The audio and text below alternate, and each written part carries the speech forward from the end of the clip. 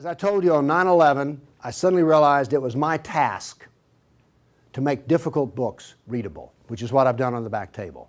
I sometimes describe myself as a man who reads big, thick, old books and writes modern, small books that anyone can understand. And actually, I rather enjoy it. I don't surf the web. People are disappointed when they run into me sometime and some other counter-jihadist, they go, "Have you seen my website?" No. I don't even go to my own website. I have very little interest in the web except for Craigslist and Yahoo headlines and Drudge. That's it. So I like reading big, thick, old books. I really do. But I thought when I got my books written in which the Quran was easy to understand, here's Muhammad easy to understand, all these books on Sharia and everything were easy to understand, I thought, we win. No, we don't even have game. Because what I discovered was, other than a minority view, and trust me, you are so minor, everyone else's reaction to the knowledge, to the answer to question, what is the true nature of Islam, react in fear, hatred, and anger. When I try to explain to people something about Islam, they're terrified. So I thought people would run when I got my books published, and indeed they did run away from me. So I thought there was just one great question. What is the true nature of Islam? But I found there was a second question more important. Why are we afraid to know Islam? Now, remember I told you about stories? Here's the thing. My books are factual. They work here. But in dealing with human beings, if you're going to make a sale, any salesman will tell you this, the facts are secondary to the feelings. And where you get feelings is from stories, amongst other places. And I began to think about, why is everyone so afraid even though they don't know anything? Well, it turns out they do know little figments of stories about Islam that involve violence. And the knowledge that they were into the slave trade does not come as a shock, really. So, remember I told you that the house of Sufism was like a palace with a smell coming up from the basement? Everyone smelled that smell. They just don't want to talk about it. But it's somewhere deep in the back, almost primordial mind. So, the problem is we don't know the history of Islam. We don't know the answer to this question. This is the world of Islam. How did it happen? You can ask very intelligent people, and they will not be able to give you the answer to this question. How did North Africa go from being European and Christian to becoming Arab and Muslim? How did that happen? And is that an important question? How did the Middle East go from being Christian to Muslim? And is that an important question? I think it's an overwhelmingly important question. All right. Now, to understand how that Islamic world came about, we're going to have to go about and see how Islam entered our world. Now, to do that, Islam entered the world of the Byzantine Empire. We know that in the Sirah, Muhammad's life, his last days were spent killing Christians and subjugating them. After he died, that process continued. So, let's describe the world that Islam invaded. Now, we're told that the Roman Empire collapsed when the German barbarians invaded Rome. You all heard that story? Well, that's false. That is not true. It is wrong.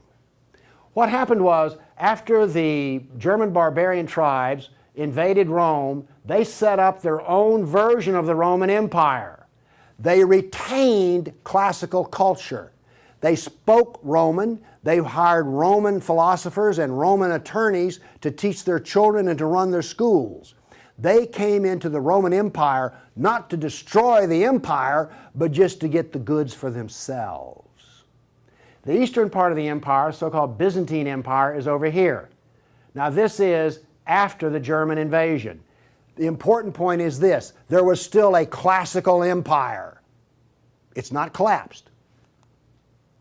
Then, after the fall of Rome, the Byzantines gradually exerted their political influence till now this was the new form of the Roman Empire.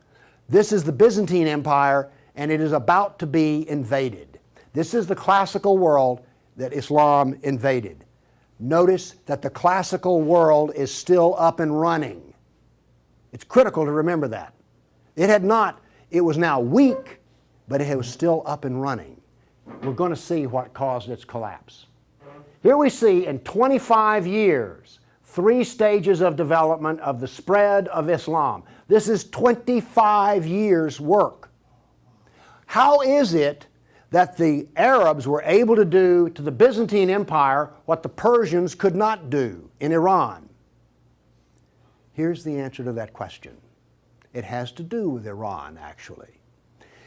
The Greeks and the Persians had been having wars since forever. All right? The 300 at Thermopylae, that was about the Persians. All right? Alexander the Great, he defeated the Persians. The Persians kept hammering on the Romans and then the Byzantines, and 25 years before Islam invaded, there was one massive last series of battles that left Persia weak and the Byzantine Empire very weak. Then comes along the Black Plague. 1 person in 3 dies. So the Byzantine Empire, when Islam invaded, had been weakened by a long war with Persia and the loss of 1/3 of its population. The economy had collapsed by 2/3. You think the Obama economy is bad? Try 2/3. So we had an empire that was weak, invaded by people with a mission. Now what's important here is these 3 different shades of green represent the different caliphs.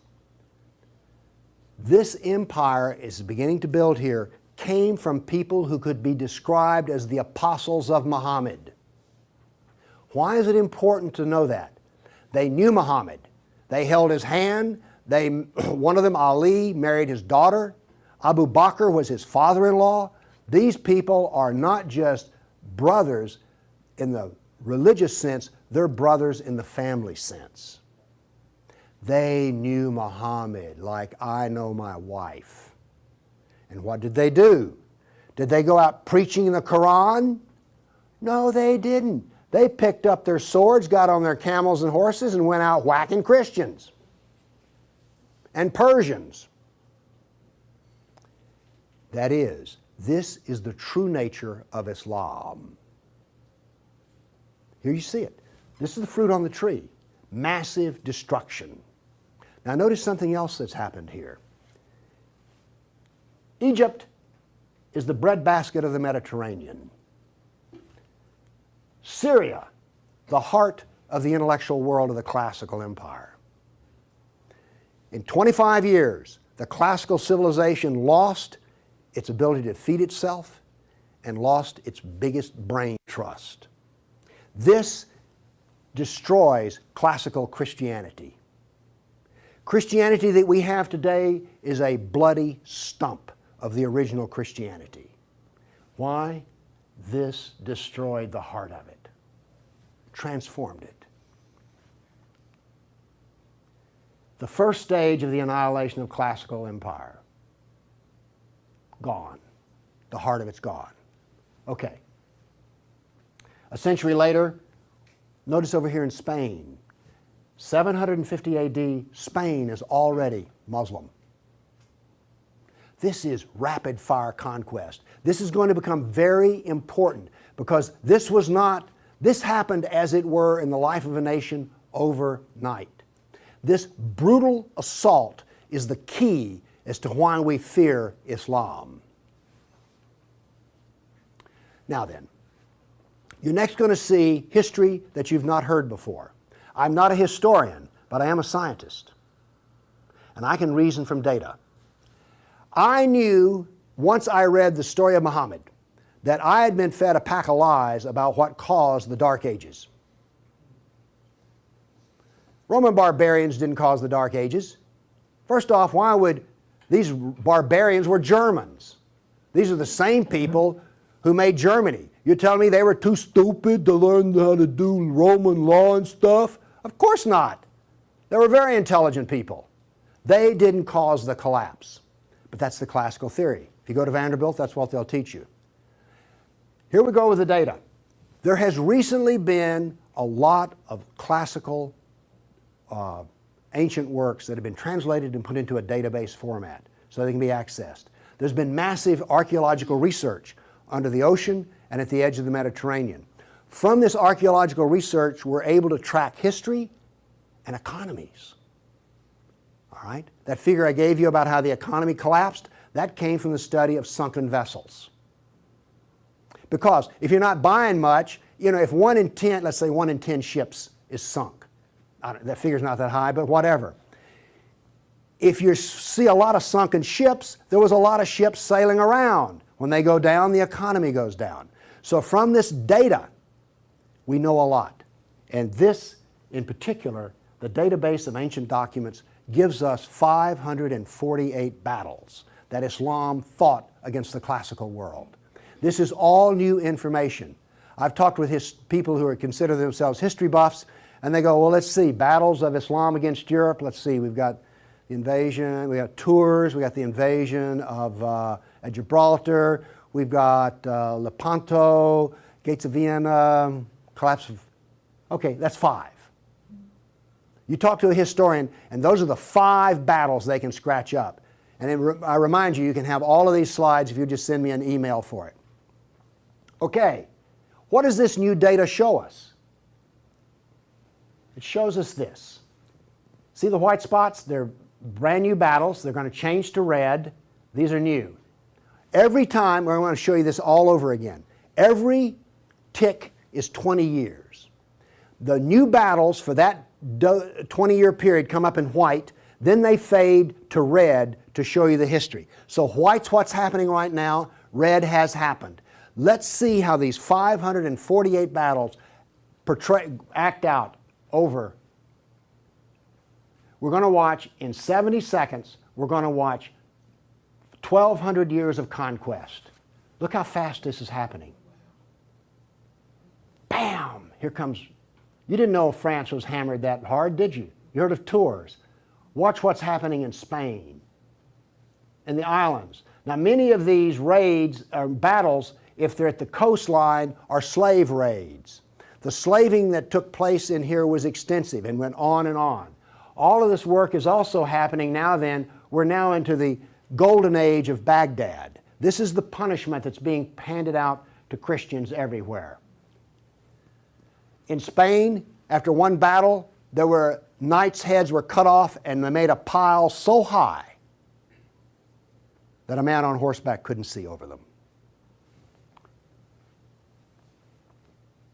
All of the European civilization in North Africa is now gone. I have a question. Have you read the 13th tribe? No. Okay. Now, pretty soon, and by the way, there will be a period of time, and you can see the clock running up here, there will be a brief blip of 5 battles that occur in North Africa, the Barbary Pirate Wars. We're on there. Okay? Now then, Byzantium has fallen. Now then, Eastern Europe is being hammered. Notice that it is relentless. It doesn't stop. This is the history that you're never told about. This is the history that explains how all of this came about. Now then, they're getting slower because Islam is becoming weaker.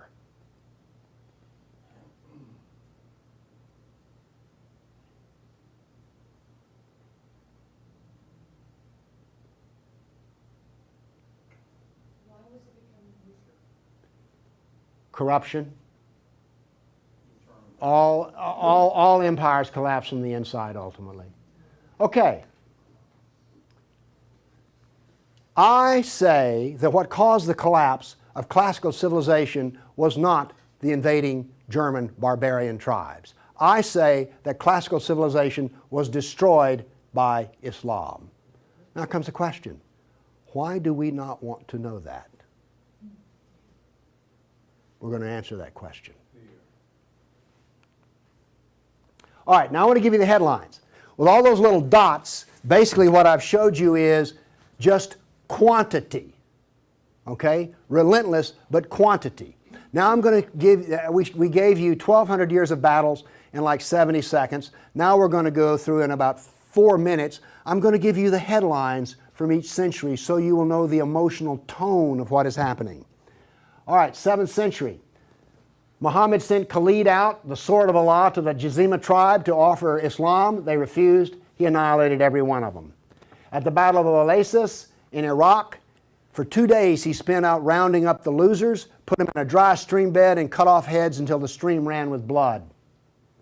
He then took the captain of the Zoroastrian Persian tribe. His wife was there. He cut off the man's head, let the blood drain into the soil, and raped his wife in the bloody soil. That was one of the companions of Muhammad. This is the nature of jihad. Where did Khalid learn how to do that? From Muhammad. From Muhammad at the Battle of Khaybar. Umar conquered Jerusalem, and every Jew and every Christian became a dhimmi, which is a third-class semi-slave. You're now going to see, for the next few centuries, you're going to see Golden Age. We're told this myth of the Golden Age, how wonderful Islam is. So here's what's happening during the Golden Age. They started attacking Sind, which is the Hindus. 26,000 Hindus died. Armenian nobles were herded into a church after a debate, and the building burned down on top of them. At Ephesus, 7,000 Greeks are enslaved. We're still having the Golden Age. All new churches were ordered destroyed. At Amorium, there was massive enslavement of all the Christians. The Egyptian Christians revolt over the jizya, which is the dhimmi tax under the Sharia. Churches are burned, vineyards destroyed. 10th century was still in the Golden Age. In Thessalonica, 22,000 Christians enslaved. Christians massacred in Seville. In Egypt and Syria, 30,000 churches destroyed. You have your religion, I have mine. Still in the Golden Age, 6,000 Jews in Morocco killed, hundreds of Jews in Cordoba killed, 4,000 Jews in Granada killed, Georgia and Armenia invaded. In Hindustan, 15,000 killed, 500,000 enslaved. Golden Age, still upon us. In Yemen, the Jews are given the choice of convert or die. The Christians of Granada are deported to Morocco. And in India, cities are destroyed under the order convert or die. In one town, 20,000 Hindus became slaves. Still the Golden Age. 50,000 Hindu slaves decided to get freedom by converting to Islam. A new 20-year campaign created 400,000 new Muslims out of Hindus. Buddhist monks butchered, nuns raped. In Damascus and Safed, mass murder of Christians. Jews in Marrakesh massacred. Tabriz, forced conversion of Jews. Still, we're in the Golden Age. There are riots in Cairo. Churches are burned. Jews of Tabriz are forced to convert. Tamerlane, one of the most evil men who ever lived, massacred 90,000 Hindus in one day. 30,000 in another battle, massacred in cold blood. Another Muslim leader takes 180,000 Hindu slaves. Oops, we're out of the Golden Age. See if you notice any change in tenor. Tamerlane destroys 700 villages in India. Now then comes He then turned to Iraq and annihilated the Nestorian and Jacobite Christians. The Nestorian Christians, half of the Silk Route in China was Nestorian Christian. The Nestorian Christians had emissaries and missionaries in the court of China.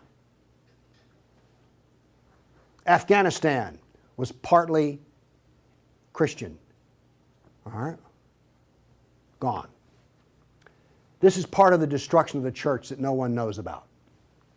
700 years of attack, they finally destroy Constantinople. 16th century, the son of Tamerlane destroys temples, forced conversions. Two of his generals built 2 towers of human heads. Once again, you couldn't see over them. And then noble women, Hindu women, started the practice of sati, which was mass suicide in order not to be sex slaves inside of the Sultan's harem. 17th century, Jews of Yemen and Persia forced to convert, forced conversions of Greeks. The Zoroastrians are persecuted in Persia, and over 500,000 killed Hindus. 18th century, more Zoroastrian persecution, Jews of Jeddah expelled, Jews of Morocco massacred, Hindu persecution continues. 19th century, more forced conversion of Jews, Jews of Baghdad massacred. Oops, 250,000 Armenian Christians slaughtered in Turkey. Now then in Persia, the Zoroastrians are completely annihilated. 20th century, over 1 million Armenian Christians killed. 1 million. So you now not only know the number of battles, you now see the tenor of what's going on. You now know quality and quantity. Do you get the drift on how bad this was? Now then, the establishment doctrine is that we've already told you classical collapse had nothing to do with Islam, and indeed Islam was a source of good, because the hillbilly Europeans lost their classical learning and the shrewd, smart Arab Muslims preserved all the knowledge in the Golden Age. This is what is taught in our schools. I maintain that it was annihilated by Islam. Okay, we've been talking about land here. I now want to talk about water, because classical civilization was based upon the Mediterranean Sea. Egypt was part of the Mediterranean world. It was not part of the African world, okay? Because to go from Alexandria, Egypt to Nigeria was a lifetime. But you could get on a ship and be there in 10 days. Does this make sense? It was cheap transportation. You could haul a ton of grain from Egypt to Rome as much as it cost 75 miles by ox cart. This is important. I'm going to be driving back on the interstate after I finish talking here. I do not expect to be attacked or shot at on the way. I presume that the interstate is safe travel. It used to be that way under the Roman peace. That ended. The importance of naval work, as many as 500 boats could be in the harbor of Constantinople. The collapse of the freedom of sea. Let me show you something. Now we know this from history, the data. Rome used to communicate with France by boat. After Islam, they went overland through the Alps. Why did they do that? There was no longer freedom of the sea. Here's interesting. The Black Plague was a known problem in the Mediterranean. It used to take 4 months to get from here to Constantinople because there was sea trade back and forth. Well, that was eliminated. So now then, when there was an outbreak of the Black Plague, it went from harbor to harbor, all around here, and it took 4 years to get to here. Do you see the point I'm making? There was that little freedom of trade. As a merchant striking out to do business, you could wind up with your ship gone, your goods gone, and you're in chains, enslaved. By the way, this cuts down a lot on commerce. A brag. The Christians couldn't float a plank on the inland sea. What did this do?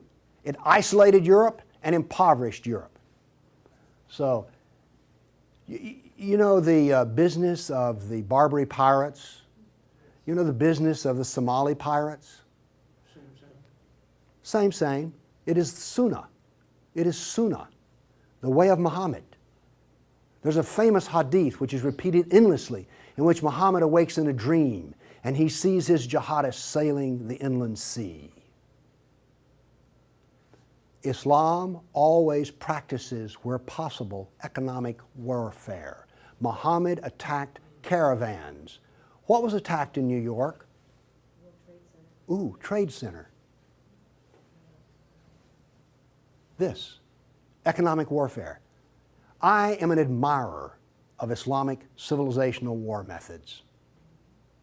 They're superior to everyone else's thinking in war. They use everything for war. Everything, including the womb. This was an economic jihad. There were three, you've heard of the Dark Ages? Well, there were 3 Dark Ages. One in Europe, one in Turkey, one in North Africa. You weren't told that, were you? Wonder why. Here we see some ruins. What's the importance of these ruins? Well, they're up and standing. What happened to all the ruins in Rome? Well, the people who were still living there used them as quarries. They harvested them. The Colosseum remained simply because it was so big. What does this tell us here? If all this stone is still stacked up, there were no people. The invasion of North Africa was so brutal and so fast that it actually left in the harbor a layer of silt. Here's how that happened. North Africa used to be farmland, irrigated farmland. The Romans, clever men that they were, put along the roads in North Africa olive trees for shade and for keeping the road fixed for free. Because what would happen is you would bid on buying a lease on a stretch of Roman road in North Africa. You maintain the olive trees and the road, and you got to keep the olives. So the Romans got money from selling the lease, and then they got the road fixed for free, and somebody has a business making money. Is this clever or what? That all ended because the invading Arabs were not farmers, they were herdsmen. The people there were Christian, and so therefore when the average Arab family would own 50 goats. They put their goats out into the fields of Christians, and the Christians as dhimmis had no right to protest. Between death and the erosion of the crops, there was this produced a layer of silt in the harbors. So that's how brutal, hard, and fast came about this collapse of economy in North Africa. What was left for a European economy? Furs, lumber, swords, and slaves. We're now really getting to one of the points where we don't want to know this history. Anybody here all real proud about how some of your ancestors were taken off a coast in Italy and then put into a harem in North Africa? And now you have children from that who are distant relations? You see, you may have distant relations in the Arab world you don't know about because 1 million Christians were sold into slavery. And by the way, the Venetians helped to do that. And another embarrassing piece of news is this. The Jews were very big in the trans-Mediterranean slave trade. Nobody comes out of this looking good. No one looks good. Are you also beginning to see, like, I don't think I want to know any more about this history at all? Okay? Are you catching on here? All right. Now, the other thing we're told that's so bad about Christianity and so pitiful about those poor Muslims are the Crusades.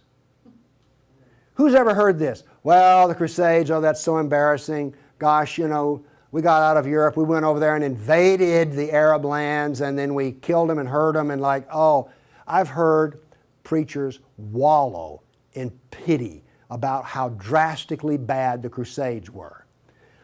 All right, first off, Islam, remember, destroyed 30,000 churches. The Jews and Christians were dhimmis. There was infinite number of brutality against Christians. Christians were fleeing the Middle East, and the Byzantine emperor appealed to the Pope, help us, please. Now this was a big thing to do because the Byzantine emperor and the Pope did not get along at all. But these were desperate people. And what did the Pope look out and see? This is the world that he saw in 1100, the time of the First Crusade. Well, let's see, this much of Spain is Muslim, and we're getting our behind kicked on a regular basis. Oh, well, this Christianity's gone. Oops, this Christianity's gone. And look at all the battles in the non-Christian, in the areas that are still Christian. Do you see the geopolitical problem that the Pope was facing here? This was not just some, we'll saddle up, get on our horses, and go steal from them Arabs, which is what you're told. This is the political picture. But now then, let's do this. Let's look at a battle map for the Crusades. Let's be fair. I showed you the jihad map. Now here comes the Crusade battle map.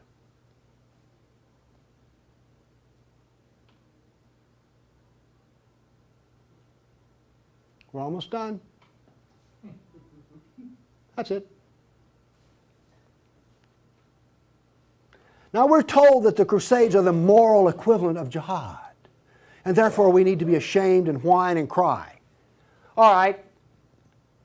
The Crusades were defensive, lasted 300 years, and the last one was over 800 years ago. All the jihad was offensive, lasted 1,400 years, and it's happening right now. In all probability, some Christian is being slaughtered in Nigeria today. Now, Is this moral equivalence?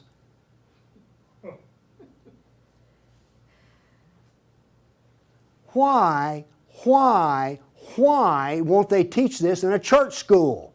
So the ministers will stop, oh, the Crusades were just so terrible. No, the Crusades were one of the few times the church put steel in its spine. And then we apologize for it. Now then, let's go to the great benefits of Islam.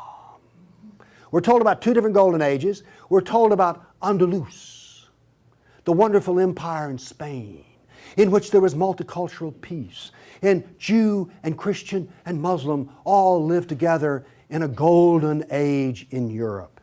You ever heard that? Well, here we go. This is the battle map of the golden age in Andalus. Now, while all this is going on, orders for slaves are being filled. The first slave order out of Spain was the Caliph ordered up 3,000 blonde virgins. They were shipped out of Spain. Battles are going on in which Christian knights die. But notice something here. The Christians won't quit fighting. This is going to take 700 years, and there's going to be nearly 150 battles fought. Where was this caliph located? There was more than one caliph at the time. This was a caliph in North Africa. Okay. Now then, looking at this, do you understand why when Isabel and Ferdinand were finally in full power, they told every Muslim in Spain to get out of here? They drove everyone out. Okay. My question for you is this. Was Andalus a multicultural golden age or a reign of terror? I claim it was a reign of terror, and it was not a golden age at all. And yes, there were a few people who had it good. The elites had it good. There were some rich Jews and rich Christians that had it good. Also, otherwise, there was constant war, slavery, and Christians had to wear robes so you could tell a Christian from a block away. And a Christian couldn't carry a sword, and they paid special taxes. And then we come to the question, why are we told this story? Now we have the Baghdad Golden Age. Here we go. This is all the battles that are fought during the period of the Golden Age in Baghdad. Now, not only are they as busy as they can be killing Christians, but they're also busy establishing the Sharia doctrine. They're also busy establishing the Hadith doctrine. And they're also busy in doing things like slave trading. You know all those exotic photo pictures you've seen of the harem? They're sort of pre-Playboy sexy, beautiful women in gauzy outfits. All of those women were Christians. Less romantic sounding, isn't it? The other thing that's happening in Baghdad is this. A new philosophy is being generated in which there is no cause and no effect. This turns out to paralyze the mind. Okay, those were all the battles that were fought during the mythical Golden Age. Okay, during the Golden Age, Christians and Jews were dhimmis, Christians were sex slaves. Here's one that gets me. During this Baghdad Golden Age, they evolved a philosophy in which there were no laws of nature and there was no cause and effect. I'm a scientist. We work off of two laws, the law of contradiction, does the data contradict the data, and the law of cause and effect. I've just explained to you why, out of their Golden Age, why you don't find Muslims getting Nobel Prizes in science. You cannot be a scientist and not believe in cause and effect. You just can't. Won't work. Now then, the Christians did all of the vaunted translation of the Golden Age text, and get this. We're told that this was such a great peak of learning, they destroyed 90% of the books. And we're told that the remaining 10% they preserved is like, oh, this was the Golden Age. Oh, we live in eternal gratitude to the Muslims. If they had come along, we'd have had 100% of them. Presented with a library in India, the largest library in the world was a Buddhist library in Nalanda. They came to him and reported the existence after they had conquered, and they said, what shall we do with the library? The order from the general was this: if it contains any information that is in the Quran, we already have it, burn it. And if it contains any information that is not in the Quran, it is false, burn it. The same was done with most all of the libraries. And why are we told this was some wonderful golden age that preserved knowledge for us? Ottoman Empire, 1683. The reason I have this up here, Islam in Europe. That's the world today. I've now explained to you how this world came about. It came about through relentless, brutal persecution of everyone who was not a Muslim. Now then, let's change to modern times. All of that work stops in 1922. This works off a database of 19,000 jihad attacks since 9/11. There are things like this. I know the date, the country, the city, how many are killed, how many injured, and a description. Now, when you present a guy like me with 19,000 pieces of data, I start asking questions. How do we make this make sense? So let's make it make sense. By the way, you did hear all about these 19,000 attacks in the Tennessean and the local newspaper, didn't you? You did hear about this. It was on the nightly news. We've heard about Fort Hood. Oh, the workplace incident. Oh yeah, I got that. All right. Anyway, moving along here. This, by the way, is where all these took place. I just think that's interesting. And you'll notice something. This is the Islamic world, and it all centers around it. But notice how much is happening in Europe. Okay. I take the data and I parse it and I divide it. I use Islamic doctrine to analyze this data. What does Islam insist on? Well, in my first lecture, I told you they're fixated on the kafir, right? So I use the kafir to analyze this data from an Islamic standpoint. See, I'm the ultimate multiculturalist. No, really. I'm the only person you've ever met who analyzes Islam on the basis of Islam. Here we go. Here we have, in the last 10 years, the total number of attacks. In the green, we have Muslim on Muslim violence. You mean a Muslim will kill a Muslim? Really? They're doing it in Syria as we speak, right? Remember Iran, Iraq? Okay. Then we have the only one I care about. I mean, my motto here is sell weapons and intelligence to the loser. I'm very serious. You think I'm joking. I know. Okay, here's our story right here. Stays pretty level. That's interesting. By the way, there's hardly a day in which there's not a jihad attack. Modern jihad is relentless, just like classical. Oh, by the way, one of the things this curve proves right here, Islam is bad for Kafirs, Islam is bad for Muslims. Islam is bad for Muslim and non-Muslim. That's what this data shows us. You want to argue with that? Okay, modern jihad is relentless. But what did we see in the other battle map? It was relentless. There are two types of jihad, against the kafir and against Muslim. You see, every time they kill a Muslim, the reason in Syria they're killing other Muslims, they're not real Muslims. Okay? Now then, we've introduced, however, a new phenomena. The mom and pop non-state jihadi shop. Okay? All of those battles up to 1922 were out of the caliph. Okay? We now have non-state jihad. That is all that is different. Okay, jihad attacks per year. I just chose the top 4 nations.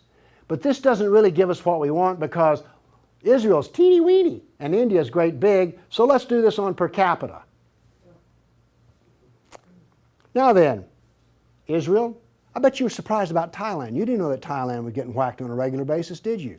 And look, here's a Christian nation, the Philippines, ranks number 3. And then India was Hindu. Oops, wait a minute. Do you know what I just told you? Jihad is against the Jew, the Buddhist, the Christian, and the Hindu. This is the data. Now you go to these dialogues, these multicultural smoozes they have, where the preacher and the rabbi and the imam show up. The preacher and the rabbi show up to tie, the Muslim shows up to win. And then what does the Muslim tell them? Oh, the Christians and the Jews, they're people of the book. Oh, we're brothers in the religion of Abraham with the Christian and the Jew. You know, we're practically the same. We're brothers in Abraham. How's that stuff work out? Well, here's one of your people of the book. Here's another people of the book. Turns out they'll kill a Jew, a Buddhist, a Christian, or a Hindu just as fast as they will another. So much for being brothers in the religion of Abraham. The data does not support the theory. Therefore, the theory is wrong. There is no brotherhood of Abraham except in the minds of people who occupy pulpits. The jihad is against the Jew, the Buddhist, the Christian, the Hindu, and the secularists, by the way. The secularists are the worst of all. Well, maybe worse than the Hindu. It gets hard to know, I mean, really. It's against all kafirs. That's who the jihad is against. The religion of peace. Here we go. 548 battles, 19,000 jihad attacks. In 12 decades, in 1,400 years that are jihad-free. Therefore, Islam is 91% violence and 9% peace. So George Bush was 9% right when he declared religion of peace. Constant violence is why? There's a doctrine. The doctrine of jihad is found in the Sirah, the Quran, and the Hadith. We've already been over this. They don't like kafirs. We have a whole doctrine of jihad within the text. Islam was only successful through jihad. Therefore, we have a doctrine which produces jihad, and it produces this effect of the collapse of civilizations. Here you go. Tears of jihad. 270 million dead over 1,400 years. Read them and weep. Read them and weep. The doctrine drives history. History shows the true nature of political Islam. Political Islam is the enemy of all Kafir nations. There's an intellectual history. In 1,400 years, I've read a lot of old documents. They never talk about the Muslim. They talk about the Arab, the Turk, the Moor, Al-Qaeda, Asian. And it's always been by specialists. And today, all the established specialists are apologists for Islam. Why was the Quran code not cracked in recently? How come we don't teach Muhammad? And why is the Golden Age propaganda taught? Why do we remain ignorant and keep suffering? I maintain there's a reason for this.